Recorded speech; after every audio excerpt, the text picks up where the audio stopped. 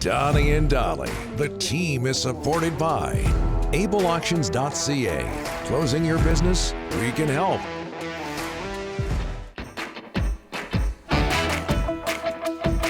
All of our guests today are brought to you by our title sponsor, Able Auctions, ableauctions.ca, and we thank them for hopping on board from day one on Donnie and Dolly. So nice. On check.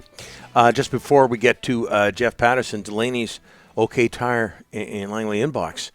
A lot about the pick line, P-I-C-C. It's not P-I-C-K. It's P-I-C-C with capital letters. Yes. I did this research. This is unsigned. A pick line for Pearson means he's dealing with a serious infection. That's right. And I told you, it's pumping antibiotics into that hand 24/7, Donnie. Like, people don't realize this Pearson injury is very serious. And when you ask why, when we had it's a serious injury, life or career threatening, this is why. Also, several submissions talking about how you have had hand problems in the past as well. I don't think there was a pick line I've involved. never had a pick line. I've never had a hand issue. I did break my wrist. I fell off my bike. Grade 6 or 7. That's it. That's the only issue I've ever had. Okay.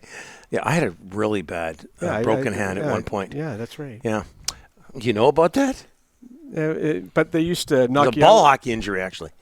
Yeah. We'll get into that in another episode. I'm sure Jeff's really interested in this subject. Jeff Paterson joining us now. He's on holidays. Zakaris and Price, Rink-wide podcast. Jeff, thanks for taking time out during your vacation to join us. How are you?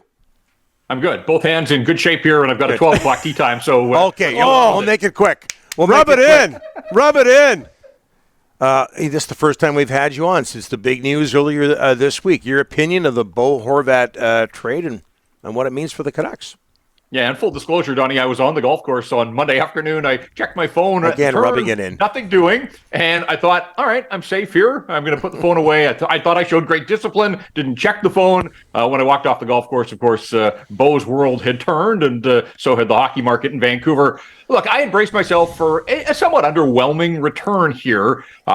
Just the fact that the Canucks had to trade him. And I think teams around the National Hockey League knew that. They couldn't let him walk for nothing. And so their hands were tied a little bit in that regard. And I guess when I look at it, the Islanders probably were the best. They were offering what could be the best first rounder, I suppose. We had heard the talks about, Boston was interested and Colorado seemed like a good fit. Of course, where those teams are in the standings, chances are that the first rounder is going to be deep in the first round. With the Islanders, this has the potential, obviously, to be a much higher first round pick. And I think that was the premium asset in this deal. And then from there, they built it out. So once they found a team that was willing to part with a first rounder, I think the Canucks wanted to lock on. And I know Patrick Allvin has also talked about the risk. There was still 12 games between now and the trade deadline. And the one thing that couldn't happen to this organization was to have Bo Horvat injured. And I know you guys covered it last week. He played against Columbus. And what a way to go. I mean, we had said, like, if you're going to the game, keep an eye on him. This might be the last chance you see Bo Horvat in a Canuck uniform. And of course, a career high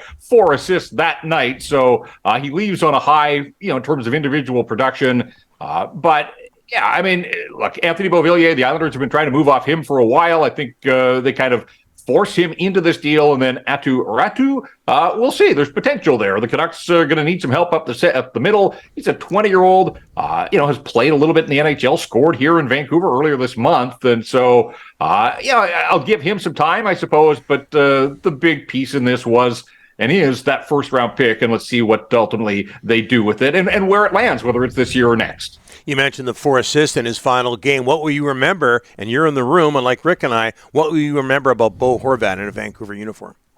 Yeah, nothing but good things. Just a solid dude all around, obviously a really good hockey player who captained this team through some dark times, and that's unfortunate for him because in the playoff bubble in Edmonton, he was spectacular. One of the few guys in the league to get to double digits that playoff year, and that's why he wanted to see this team get back into the postseason to see what guys like Horvat and Paterson and Hughes and Demko could do. Alas, it wasn't going to happen. And so I think when I step back, I just look at a character guy who sort of was destined to be the captain of the Vancouver Canucks as he grew into that role.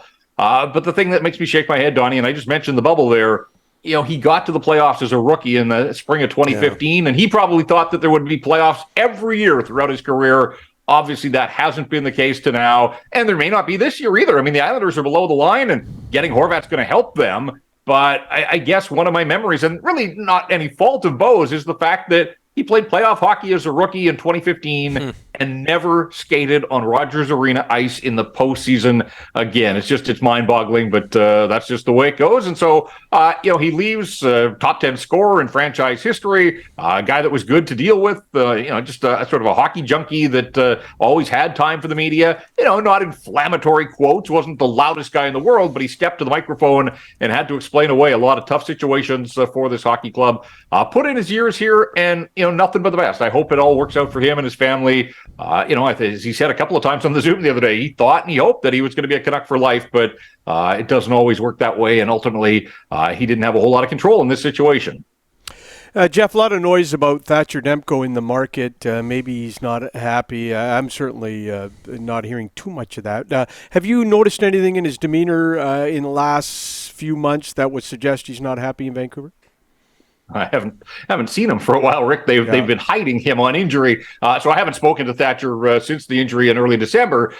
You're right. Like I'm sort of trying to source this unhappiness, and I think some of it's coming from people saw that family members liked tweets that were dragging the organization, and from there they're drawing a straight line through to he wants out. So I guess that's just kind of the world we operate in. If the Canucks are looking to move him. Goaltending is such a strange position because, and Demko's a perfect example. All-star at this time last year, got Vezina votes or a Vezina vote, and it looked like he was working his way, onto the radar of being a guy who might perennially be a Vezina candidate, and maybe he will be. But then they ran him into the ground last year.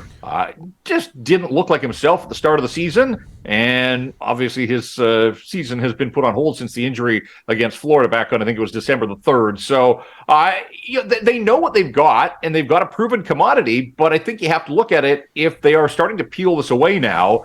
I think next year is going to be another difficult year for the Vancouver Canucks, and the one after might be tough as well. If that's the case, then you're through 4 years of this 5-year deal that is manageable, it provides value, but ultimately, is the value better served to the organization to continue to strip it down? And I think that Thatcher Demko would fetch you, a nice return here. So I'm not saying that they have to make this move, but I guess I sort of could see it from the hockey club standpoint if it's a bit of a longer term view of when they're truly going to be contenders.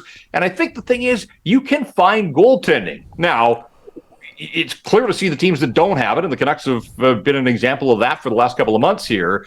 But you just look around the league and guys that you didn't expect to step into a role to get an opportunity, like look at Boston, Linus Ullmark. Like at the start of the year, did anybody think he was going to have the season he's having? But he's having it behind one of, if not, well, I guess they are the best team in the National Hockey League. So I think if you're the Vancouver Canucks, focus on fixing other areas of your team, and guess what? Your goaltending probably will look a little bit better than it does right now. Jeff, we've been focusing today with our poll question on who the next captain will be for the Vancouver Canucks.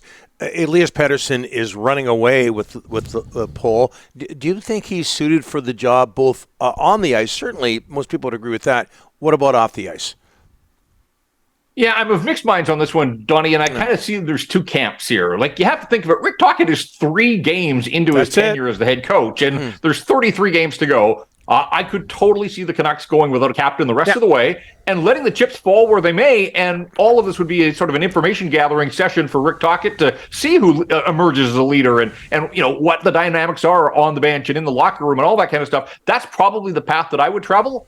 But I could also see the organization wanting to turn that locker room over to Elias Paterson and do it right now and make it abundantly clear to everybody else that's on that roster that this is the guy, he's the new leader, he's in command here, and you do have to listen to what he has to say. So I could see if they went that way. I still think the prudent play for me would be just step back, go without a captain for the remainder of the season, let Rick Tocchet get a better feel for what he is inheriting here, and then go from there and come back with a new leadership group to start next season. Yeah, and I was just wondering, Jeff, more so, and again, you're in the room, Elias Pettersson having to answer for the team, win or lose, night in, night out. Is he suited to that? We know he's got an edge. I think he has worked hard on it early on. I think he was a little don't know if overwhelmed is the word, but I don't know that he fully knew what it was going to be like coming to a Vancouver market. And with that season that he had as a rookie, obviously there was a ton of tension on him, between games and practices and all that kind of stuff. And we saw he bristled a few times. I don't mind a guy with a little bit of edge. To be perfectly honest with you, and a little pushback. And I think he's a smart guy. I think he's a fairly shrewd guy. Surrounded, the Twins are still in the organization. He's watched Bo Horvat do his thing here. He's going to be 25 in November. Like, he's no longer a young guy. This is it. Like, these are the prime years. And if you're trying to convince him to buy into whatever their plan is going to be to get him to sign long term, then I think some of that probably is making him the captain and putting the C on. I think he could handle it. I think, he might have to work through it a little bit and work with some people in the organization because, again, I think at times we've seen some of his frustration bubble to the surface, but I'm all right with that. If he pushes back to some of the questions, if he doesn't have time or he doesn't like some of these questions, hey, no problem with a guy bristling from time to time. Not too often, but from time to time. Have a good round. Thanks, Jeff. All right, guys. Thanks.